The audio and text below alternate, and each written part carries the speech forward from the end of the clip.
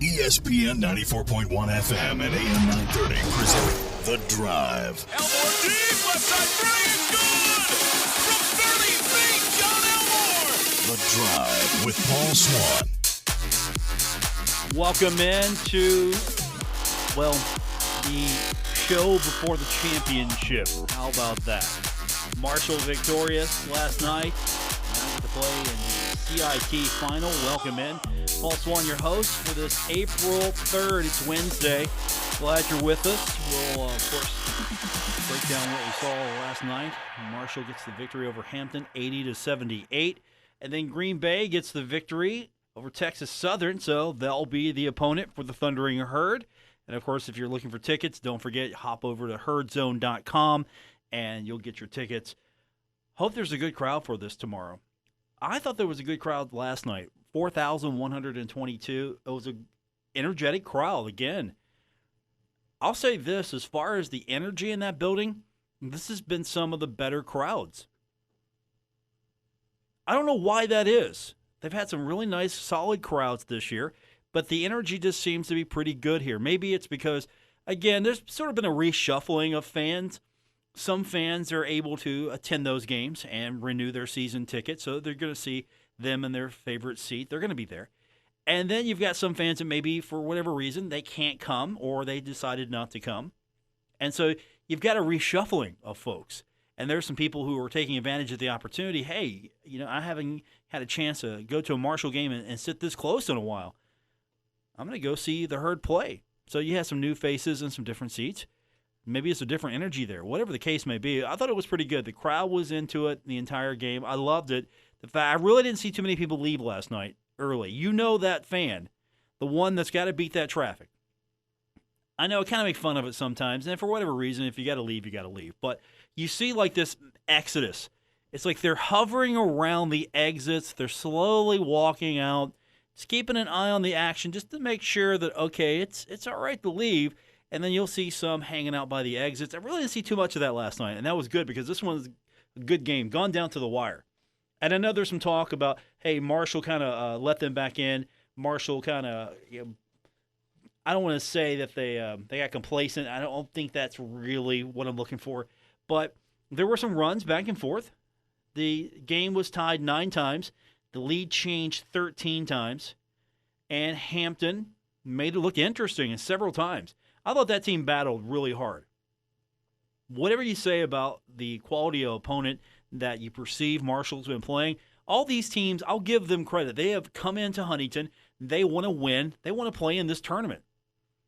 And as long as the basketball's been good and Marshall wants to be there, I'm all right with it. I'm not a big fan of these tournaments. I really am not. Because other than being a Marshall fan, you're not interested in this tournament. You're not going to tune in to CIT if Marshall's not in this thing. It's one of those where you can't even watch it very well unless you go stream it. Not everybody can stream it. And so it's just there, but at the same time, Marshall's been making something out of it. And you do get to a championship game. And you get a chance to win and play for something significant. Honestly, if Marshall wins, you got to feel good about the season because they were able to put it together, got into this tournament, won the thing, got a trophy. They can put up a banner. You see some guys that you've been following for a few years go out on a high note. You feel good about it. And you get to watch the game at home. That's the great thing about it is this has been Marshall's tournament. Marshall is almost hosting the entire tournament. Now, tomorrow it's going to be Green Bay, so we'll find out more about them tomorrow as we get you caught up on the pregame. And I'll tell you again, programming note for those of you maybe not familiar, we go on the air at 5:30 for a full hour previewing the matchup tomorrow between Marshall and Green Bay. And then Steve Cotton will take the air at 6:30. Tip-off is going to be a little bit after 7 o'clock. And if you can't go, or you want to take your radio with you, you can tune in to it right here on ESPN 94.1 FM and AM 930. Also over on our sister station, 93.7 The Dog. So let's really talk about this game. Like I said, crowd was good. You saw, I thought, some good play from C.J. Burks and John Elmore in different halves. First of all, John Elmore had 28 points in this contest. And he really exploded mostly in the first half is when he got the majority of his points. Second half, I thought they did a pretty good job of shutting him down. But in that first half, he explodes. Marshall gets down, and then the technical's called, and then Marshall, guess what? Just fires. And Elmore setting it up quite nicely for his run. 28 points. He had 5 assists in that game. He had 3 turnovers. Now, in that second half, Elmore, they shut him down as far as the scoring is concerned. He didn't get that many points. Second half, though, C.J. Burks, you're like, where's he at? Well, here he is. 17 points for the game. He was 5 of 8 in that game. Also have 4 assists. And then don't forget Jansen Williams. He was a factor, had 12 points. And I know Tavion didn't get double digits, but he had 7 points. He was 2 of 5. And he also pulled down 4 rebounds. He had an assist, had a couple of blocks. I thought those were huge. And you just go up and down the line, and you don't see maybe the double-digit scoring from everybody like you saw for Hampton. You look at Hampton, they had 4 guys in double-digit scoring, and they had a 5th guy. If he didn't foul out, Mitchell, if Mitchell doesn't foul out, he's probably enjoying a double-digit night himself. So they almost had 5 guys in double-digit scoring. Marshall had 3 guys in double-digit scoring, of course. John Elmore putting a lot of points on the board, and C.J. Burks right behind him as well. I thought those 2 were important. Elmore more so in the first half, C.J. Burks in the second half. I thought really 1-2 punch right back at it. Now, here's some of the numbers I kind of looked at, and I thought, this just doesn't make sense. If I didn't see this game and you handed me this box score and I didn't see the score, I would kind of wonder, did Marshall win? Points in the paint did not belong to Marshall. Hampton won that battle. Now, it's not by much. It was 26-24. But Marshall usually wins that battle to win the game. Points off turnovers, 11-7 in favor of Hampton. Okay. I don't know what's going on there. And again, I'm not knowing the score. I'm looking at this box thinking, okay, Marshall didn't win that battle. Second chance points, Hampton had 15, Marshall 7. Fast break points, 9-6 in favor of Hampton. Marshall's bench did come out and produce. Okay, that's good. Who won the game? And you look at the numbers, and it's Marshall 80, Hampton 78, and you're thinking, wow, what did Marshall do to really offset that? First of all, how many turnovers did Hampton have last night? 3. 3 turnovers. That's it for the entire game. That's crazy. I don't know too many basketball teams that go into a game and only have 3 turnovers. If you're telling me you had 3 turnovers and the other team had 10, I'm thinking you've won the game. And nearly did. So give them credit. Hampton did throw up some desperation shots. They were 8 of 26 from the three-point line. Some of those were desperation, and I get it. If I was coaching this team, I probably would have yelled at them and said, no, go inside. There's a bucket there. Take the 2. Take the 2. For the game, they shot 28 of 75. And they were 14 of 16 from the free throw line. They're really good from the free throw line. You look at their numbers. First half, they were 7 of 9 from the free throw line. That's pretty good. Second half, they were 7 of 7. Solid performance. Good team. You get them to the line, they're going to score, and they're going to make their points that way. But they didn't get to the line as much in that second half than Marshall did because you look at Marshall's free throw shooting. 4 of 6 in that first half. 4 of 6. Second half, they got way more opportunities than, maybe Hampton would have liked them to had. Second half, they were 11 of 16. Hit a few more of those, this game might be an even bigger win for the Thundering Herd. For the contest, Marshall was 15 of 22. Now, I know there's not that much difference between 14 of 16 and 15 of 22, but if you make a few more of those, you've got a few more opportunities. And so they got to go to the line a lot. So I think that number, you circle that, that's what helped you win this game. Because really, I don't know if I subscribe to, again, that they let them in the game, they let them back in. This game was just a back and forth fun game. I enjoyed it. I know a couple people sitting up in my area, press row, they were kind of nervous a little bit. I'm like, it's good. They've got this. Johnny Buckets has got this. It's all good. And so Marshall gets the victory. Thundering Herd now will hopefully win the championship. If you're a Herd fan, you want that to happen tomorrow against Green Bay. I don't know too much about Green Bay other than they beat the team I thought was going to be in Huntington. They beat Texas Southern. So we'll talk about that game. We'll hear a little bit from Dan D'Antoni if we've got time. We're going to hear from John Elmore, CJ Burks as well. And later on, we're going to turn our attention to baseball. David Kahn's joining us again for this season. He, of course, is the voice of the West Virginia Power, and we always chat with David once a week to talk about the Power. They're on the road opening it up. Baseball is back in the state of West Virginia, and we'll talk to David a little bit later on. Coming up about 5:45 is when we'll talk to him. So that's what the show looks like. Hope you stick around. Thanks for tuning in. I'm your host, Paul Swann. This is The Drive on ESPN 94.1 FM and AM 930. You're listening to The Drive with Paul Swann on ESPN 94.1 FM and AM 930. Still to come, David Kahn, do you want to join me from the West Virginia Power? We're going to get you started for the season. If you like minor league baseball, well, it's back. You get an opportunity to see the Power next week, but David's going to get the season started for us. They're in action. He said he gets off the bus, I think, about now. So we'll talk to him in about 15, 20 minutes, and that's coming up on the program. And, of course, we will also hear a little bit later on, if we've got time, for John Elmore and C.J. Burks. Those guys last night, once again, a dynamic duo in the win. It was good to see those guys. They were almost in rare form. Elmore in that first half, especially C.J. in the second half, doing what he does. They get the victory over Hampton, advance to the championship game of the CIT, which will be hosted by the Thundering Herd, and they'll play against Green Bay. It's coming up tomorrow. 7 o'clock is going to be tip time. Catch the game right here, ESPN 94.1 FM and AM 930. So last night, Dan D'Antoni gets another victory. I know he was kind of down in these tournaments a few years ago. He seems to be pretty good with it right now, and of course, he was stressing throughout the postgame, hey, this is a one and done. This is a situation where you can't ease up. You can't take the foot off the accelerator. You've got to be out there, and you got to play to win because you don't get a second chance. It's one and done. You win, and you advance. You lose, and you're done. And here's Dan talking about the victory last night. They play a lot harder. Their coach, of course, you get in tournaments, that's what happens.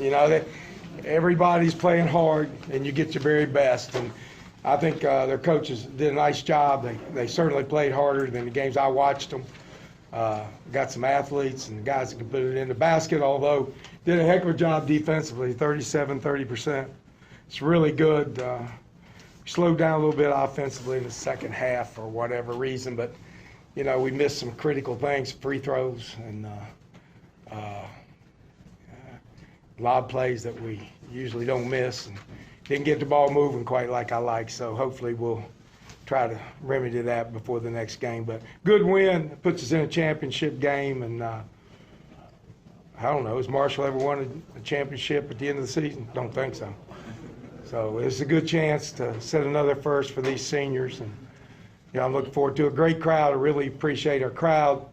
They got me confused at the end of the game. They were so loud. So thank you, because if I probably knew what I was doing, I'd have messed up. So I appreciate that, and appreciate your efforts. I hope you come out here Thursday and support these kids.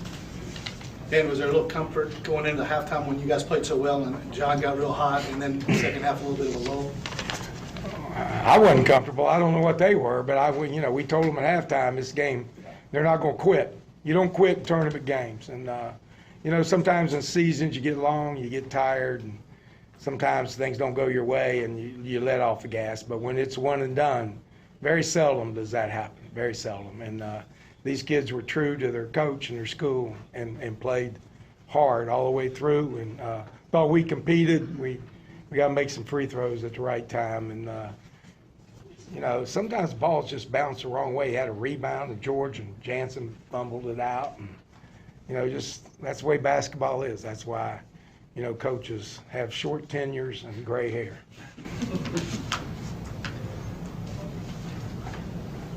In Galford, Hampton, Merrow comes in averaging number 2 averages 20 points a game. And you hold them to 15 in 40 minutes. Is that Well, yeah, that was good. I thought Jared did a great job just dogging him the whole game. Of course, we switch a lot, so it takes a team. But I thought the best stat is 37-30 in shooting, and that's a team stat where you're playing team defense. Heck, we out-rebounded them. What a that's an eye-opener. And we got 9 rebounds. We actually got 9 offensive rebounds. We had 1.5. So, you know what? It's just that's why it's fun. You just got to enjoy coming out, being a part of it, getting to yell your lungs out or cry your heart out. One of the two. You always feel better the next day. I do. So thanks for the people who came, and I really appreciate our kids. We started this in August, playing in the Bahamas. This has been like an NBA season. But our kids have held form. They come to practice every day. And, they do the right things. And my many thanks for them for giving Marshall and coaching staff a great ride. Real quick turnaround now, Dan, for you guys. Yeah, I know. I don't know if I can get into bed that fast and get up. But, they'll be ready. John, them, and CJ, they'll all go and do what they have to do to be ready. We'll come out with a real light practice, shoot a little bit. And then, there's not a whole lot that goes on now. If they don't know it now, we're in big trouble. We'll go over what they do a little bit. We'll get film, see who wins. Anybody know who won? They just started now. Just started? Starting till 9 o'clock. Well, that's good. I hope it lasts till tomorrow morning. But, it'll be who it is. We'll watch tape and have a few things that they do. But again, most of this stuff's done. It's just up to John and CJ and Rondell and Christian to get everybody together, make sure they're ready to play, and just play your hearts out. And whatever happens, happens. I can live with it. But I do like to win a championship. I'm not a sore loser, but I'm a hell of a winner. I love that winning. So I'm gonna fight like heck to win. I don't like losing, but it ain't gonna kill me. I got a house and a family, and we do the best we can. But I sure like winning. Dan D'Antoni likes win. I like winning. We all like winning. That's Dan's comments from last night. And by the way, again, Green Bay won, so that's the opponent. Had to do it in a little extra time. So, yay if you're a Herd fan, because you're sitting there thinking, yeah, you guys are going to be a little tired coming into Huntington. And again, and here's the thing that I think needs to be addressed. Marshall did win a championship in the 40s. NAIB championship. It's now the NAIA. But Marshall did win a championship. And I know Dan's maybe made that mistake a couple of times, if you want to call it that. I don't know if someone needs to pull him aside and say, Coach, Marshall did win a championship, a postseason tournament championship. The banner's not hanging up in the Henderson Center. I don't care if it's 40, 50 years ago. It's a championship that you won. You hang it up. Put that banner up. Now, it's nice that Marshall's got the championship banner for the Conference USA tournament last year. It's nice that they've got the banner to signify that they got into the NCAA second round. And that's great. I think you should have those things. Those things are cool. And then you got the NCAA tournament appearances, and that's all great. You need that stuff. But I think you need to put some other things back up as well. And I'm sure those are coming, and I'm not getting on anyone at Marshall, but they need to happen sooner than later because, again, these are things that have happened in your history. Marshall has won a postseason tournament. Now, it's not relevant to anyone because nobody remembers it, knows about it, and I completely understand that when you talk to these kids, they don't know about it. They weren't around in the 40s, obviously. Only a few people I know were around back in those days. So the Thundering Herd, I think they need to truly appreciate their history, albeit limited postseason history. I mean, it's a very short, very limited postseason history, and there was a couple of quick runs. The 80s, they had a couple of opportunities there to maybe make a run or two. They had some opportunities there. And, of course, back in the day, Dan D'Antoni, he was part of a pretty special group as well. So the Thundering Herd has had some runs. This is the second most successful postseason tournament they've been in. And of course, they won the NAIB championship. And that banner needs to go back up. It used to hang in Henderson Center. Of course, they reshuffled everything. You got the new scoreboard, and I appreciate that completely. But those banners, something to signify that needs to go back up. And I just want to make sure that every time I hear that, players, and I didn't correct Tavion Kinsey. Last night when I talked to him, I didn't correct him. I mean, because that wasn't the moment for me to go, hey, sorry to rain on your parade. Hey, congratulations. Oh, by the way, but you're wrong on that. Because I don't know if he would know such a thing. But hopefully, after Marshall wins on Thursday, you can put that CIT banner up, and you can also put that NAIB or NAIA, however you want to label it now. You put that banner up. Put those banners back up. That's my vent. We'll come back and hear from Elmore and Burks later on. David Kahn will join me from the West Virginia Power. He's on the road. We'll get a preview of what Power baseball looks like in 2019 when we continue with today's edition of The Drive on ESPN 94.1 FM and AM 930. Now, back to The Drive with Paul Swann on ESPN 94.1 FM and AM 930. Still to come, David Kahn from the West Virginia Power will join me in a few short minutes to talk about the upcoming season. And we'll hear from him. We still haven't got that podcast launched yet, Swann and Kahn. He'll bring that up. I'm just going to warn you right now, he's going to reference that, so just be prepared for that. Last night, Marshall gets the victory over Hampton, 80-78. Good crowd, 4,000 plus, 4,122 to be exact. We're on hand to watch John Elmore have a great game that first half, and then C.J. Burks do so in the second half. I've got their comments from last night's press conference. Pretty interesting to hear both of these guys. We're going to only be able to do this one more time, and that's going to be tomorrow night. One final press conference, possibly with these two guys, and here's what they had to say. No, they played hard. They're a tough team. They've kind of battled all year. We knew that coming in. They've got some really good scorers that can kind of score in volume. So we knew it was going to be a battle, but I thought our guys competed. We had a couple lapses where they made runs, but Coach preached all the time, it's a game of runs, so I'm glad we had a little run at the end, a little flurry. CJ hit big free throws to close the game, so great team win, on to the championship. On that one play, Jared disrupted, and then obviously you found CJ ahead, right? Yeah, Jared played great defense. That kid's one of the top scorers in the country, 25 a game, so we were expecting him to get some buckets, but I thought Jared did a good job on him, especially at the end, being physical with him, using his hands, knocking the ball away. CJ made a good run out, good play. So just credit to our guys, made energy, had a lot of energy, made big plays down the stretch. So it's a way to battle tonight. CJ, when you got in late, was it your mindset to go to the hoop, either get to the line or get something inside? I just try to do whatever team needs to help my team out as much as possible. Sat out a great bit of the game, so see the team need me in some areas. So just try to go out there and just compete, just play as hard as I can, and just try to give them the push. This place looked like January 2nd instead of April 2nd. At one point towards the end, did you look around and said, this many people are here, and then you could expect the same crowd Thursday night? I'm sure that pushed you guys in the end, didn't it? No, they were big. I remember one time, it's funny you said that, everybody was clapping. I was like, man, it's rocking in here. So that was a great atmosphere. It's tough on teams when they come in and we pack this place up. It gets loud in here. It's a tough place to play. So credit to the fans, but we need everybody to come out again Thursday night. It's a bigger game. It's going to be a tough opponent, and so we're going to go back to the drawing board and prepare for that. But I think it should be an electric atmosphere, and it'll be a lot of fun, and hopefully we can win a championship. You mentioned the championships. The first one Marshall's had a shot at since 1942. It's been 72 years since the school's been able to. Since the school's been able to come back and go to a championship, what's it mean to be playing this late in the season and have a shot at another one? It's cool. It's a good feeling. A lot of guys on this team legitimately love and like playing basketball. So going out here, lacing them up with these guys, playing under the lights, having the fans here, playing real games, I don't think you can beat it for the world. So we're going to go back to the drawing board, practice. Coach said a light day, but we'll probably get after it a little bit, just scout up on the other team. But it should be a fun game, and anytime you're playing for a championship, try to cut down the nets and hang a banner. You should be pretty fired up, so hopefully the crowd comes out and it'll be a good game.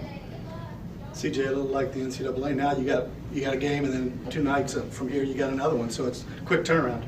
Yes, sir. Definitely is a quick turnaround, tournament time. So everybody just want to do the best they can, get their bodies together and get their mind focused. Can't dwell on this game too much. It's got another huge game that's way bigger than this one to come up. So everybody's just going to stay mentally prepared and try to get their bodies in best fit as can for this next game. Your thoughts at the foul line, last two to tie, 2 to go ahead, put them up. I mean, everybody's, you're a man. Right. Well, at that time, I just know that we just need those 2 free throws. I practice free throws all the time. Everybody does. Coach, they stress.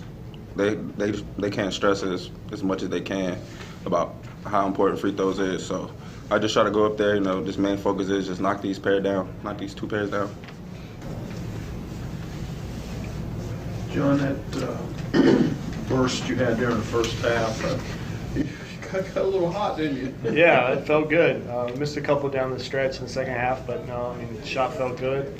It's what we practice. Coach puts me in great positions with the ball. A couple times I shoot it, and most coaches would yell at me for pulling a shot like that, and he just kind of pats me on the back and says, you're going to hit the next one. So having that support and having guys around me that are okay with me just kind of playing my game and playing freely makes me play better. So I'm lucky to be in this situation. And it was right after they went up 10, I guess, and then the technical, and then boom, it just came at a good time. Yeah, as our job as seniors, CJ and I, myself, Rondell, Christian, we just got to kind of be the motors and attack. We got to apply pressure at all times, whether that's scoring, defense, making plays, kicking out the guys. So I just tried to attack, took what they gave me. They backed up on a couple and hit them. A couple contested ones I hit them, but just got it through the rhythm of the game. John Elmore, C.J. Burks talking to the media last night. Thundering Herd victorious over Hampton, 80-78. They will face off against Green Bay tomorrow night. Cam Henderson Center. We go on the air 5:30 with college basketball today. Pre-game will go an hour, and then Steve Cotton will take you the rest of the way. Tip off 7 o'clock. Hear it right here on ESPN 94.1 FM and AM 930. We've got David Kahn coming up on the other side of the break here on The Drive.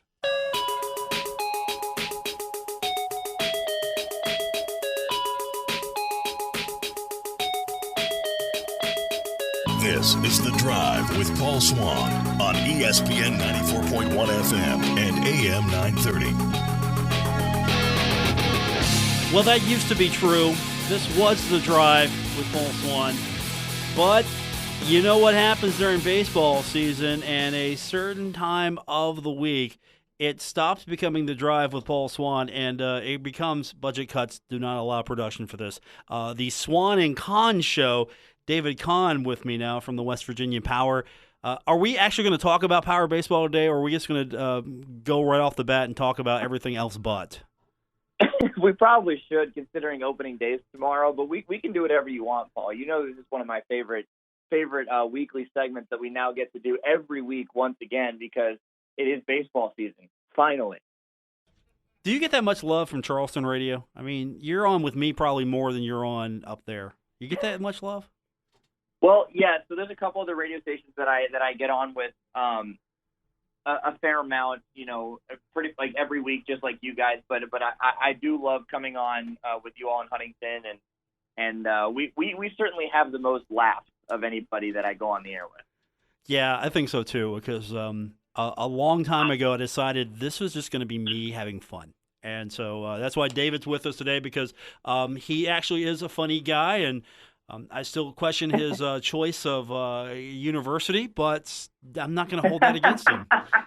There it is. There it is. How they do this year? How the Wave do? Well, they just fired Mike Dunleavy, so that wasn't good. They lost their last 21 games, 0-19 in conference. So normal year. Hey, Marshall's playing for a championship tomorrow. A championship. Yes, in the NIT. No, the CBI. No. What? The CIT. The CIT. There's too many tournaments.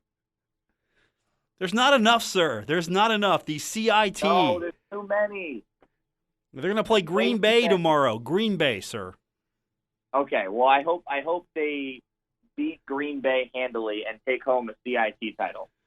They already got 2 trophies out of this tournament. They got an MVP trophy for John Elmore in the first round for the Jim Feeling Classic, I believe it's how it's pronounced. And then they won the Jim Feeling Classic because you don't know this, obviously, since there's so many tournaments. They have classics in the first round, and they're named after... I had no idea. Yeah, they're named after coaches. I don't know who they are, and I'm going to research that good. one. Yeah, so... Fantastic. But they got a trophy. They've already got a trophy out of this tournament and is shooting for Well, more. I will say John Elmore deserves all the trophies he gets and more. What a phenomenal player that guy is. I mean, goodness gracious. You think he could play baseball after the basketball's over? You think he's got it? He could do a Jordan? I think he could do whatever he wants to do. I mean, he is that good. I have, seen tons of highlights and different stats pop up about him over the last couple of months, and what he's been able to do at Marshall is pretty unreal. David Kahn's our guest from the West Virginia Power. All right, we need to get serious here because opening day, Power baseball. I almost said Pirates, but they're not a thing anymore. I know. I'm sorry. I got to say Seattle. Yes. It doesn't roll off the tongue as quickly as Pirates does, but yeah, no, we're really excited. The team actually, along with myself, just got to Greenville, South Carolina about 20 minutes ago. So we are here. We are ready. The team will start playing real games tomorrow. Had a light practice this morning. We have a very, very talented roster starting off on opening day. 4 of the Mariners' top 30 prospects with us, including 3 in the top 10, one of which is our opening day starter tomorrow, Logan Gilbert, who will be making his professional debut actually with us because he spent all of last year on the injured list. So he will be the opening day guy tomorrow for us.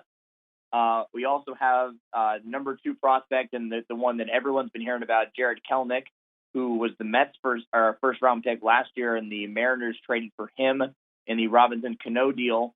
And then really one of the other standouts on this roster is Julio Rodriguez, who is a Dominican really phenom, but hasn't played stateside yet besides, being in spring training. But he got big league at-bats this spring. And, I mean, Paul, I've watched both of these kids hit, and I watched Logan pitch a little bit on Sunday. I mean, they have some electric stuff, and I think that Power fans are going to be in line for some really, really fun games when the team does come back to Appalachian Power Park next week. Was it just luck of the draw, or was there a conscious effort from the parent club to make sure that this first go-around in Charleston with this new team, this new league that they've been trying to get into, that they made sure that you had a really good representation of what the franchise and what the organization's all about? That's a great question, and I think it's a little bit of both. The Mariners are rebuilding. That's a very common theme that everyone has been aware of based on all the moves that Jerry Dipoto and Andy McKay have been making. There's been a lot of talk about the young guys in the system, and the Mariners are not really guys that push a lot of players quickly to the big leagues. They want to develop them. The Mariners want to have a very solid foundation for 5 years down the road, 10 years down the road to be a consistent winning team. Now, granted, they've started 7-1 this year, so whatever they're doing is working, and whatever they're doing is just hitting home run after home run after home run. So whatever. But they want to have a consistent winning franchise the next 5 to 10 years, and the guys that are in West Virginia right now are going to be big pieces of that. That's why they traded for them. That's why they drafted them. So I think us joining the Mariners farm system was really luck of the draw on our part because we get to experience these guys at the level they're supposed to be at right now. Now, the Mariners are certainly testing a lot of these guys, throwing Julio Rodriguez stateside for the first time, bringing up Logan Gilbert to make his professional debut after not pitching. And we have a couple of guys that really have done that. One of our relievers, Brian Paul out of Michigan, he actually hasn't pitched in 2 years because he's been rehabbing from Tommy John surgery. And instead of sticking him in the Arizona League, they said, nope, he's ready. Put him in West Virginia. So we've got a lot of guys that are going to be, they have a lot of potential. And I think the Mariners want to see how they develop in this system and how they develop in full season ball. So I think we're actually going to have a lot of these guys for a lot of the year because it's going to be a big development year for most of this team. David Kahn, our guest, the voice of the West Virginia Power. The season's opening up. Power back in action for the 2019 season. So we know some of the things that have stayed the same. We get to hear the same voice on the radio, David Kahn. It's still Appalachian Power Park. It's still the West Virginia Power. What's different about Power Baseball with the new affiliation? So with the 15th season of Power Baseball, we really tried to bring a lot of things full circle over this season. Obviously, we have the All-Star Game coming up this year, June 18th. So many festivities that are going on for that. I mean, there's a million and one things we're doing. It's going to be an absolutely phenomenal 3 days. With the new affiliation specifically, there's not really a whole lot of differences besides the fact that you'll see Mariners stuff everywhere. We have new merchandise in the store that kind of reflects a little bit of the Mariners heritage.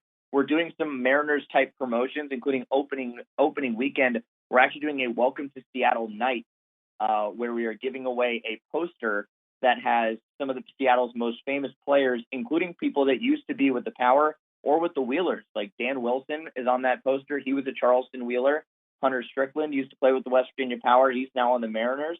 And Tito Polo, same thing. So there's guys like that we're trying to bring everything full circle from the last 15 years since we became the West Virginia Power in 2005. We've also added a lot of hospitality amenities to the ballpark. We've got a brand new backyard patio that Lowe's has actually helped put us in down the left field line at the end of the picnic garden. It's got some plush furniture, really nice atmosphere. We rebranded the party deck to the Bud Light party deck, so we'll now have Bud Light back at the ballpark and flowing freely when the party deck is open.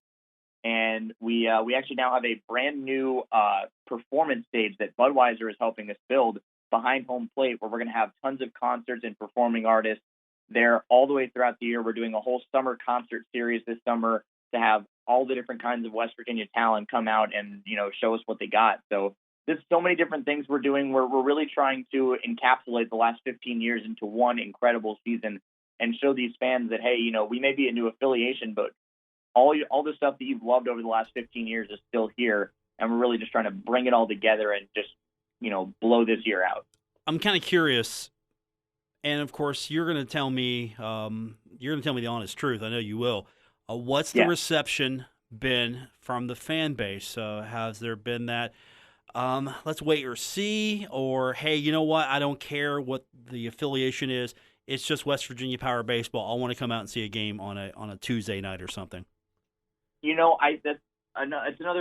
a really great question on your part, but I think it's actually shifted. It started when we first announced we're the Mariners. People were like, "What? The Mariners? Like, they're out west. Like, what are you doing? Like, why are you doing that?"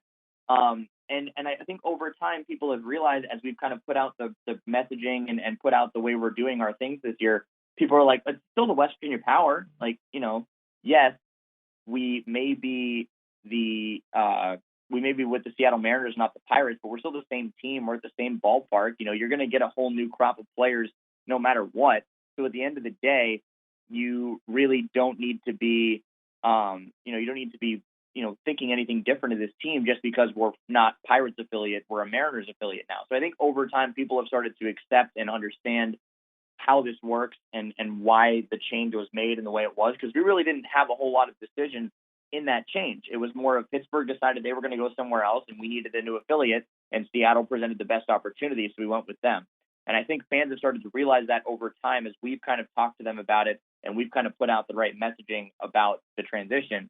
And once they've seen all the new stuff that we're doing this year and all of the revamps that we've done to the ballpark, I think fans have just gotten more and more excited. And now that baseball season is here, I think everyone's just ready to go and get back to the ballpark. David Kahn, our guest from the West Virginia Power. Before I let you go, because we're about out of time, fans who want to follow the Power, listen to the broadcast, everything they need to know, where do they go this year? Yeah, so tune in to us once again on the Jock, 1300, 1340 AM, or on TuneIn Radio. You can search West Virginia Power Baseball Network on TuneIn, and you'll find us there, or go to our website, wvpower.com. There's a link there. All our promotions, our full schedule. You can buy group packages, season tickets. All-Star Game tickets, Paul, are on sale, $11 online only. They are on sale for box seats. If you go online to our tickets page, you'll see a special link for the All-Star Game on our single game ticket site, and you'll be able to buy All-Star Game tickets for $11 right now, online only, and you'll get box seats, and you'll be able to see the Midsummer Classic. So we've got a lot of really exciting things to share with the fans as the season goes along, and we're certainly really excited to get going again for year number 15 as the Power. David Kahn, our guest from the West Virginia Power. We'll do it again next week, and eventually we're going to make our schedule work so that podcast, we can get that going, you know. Yes.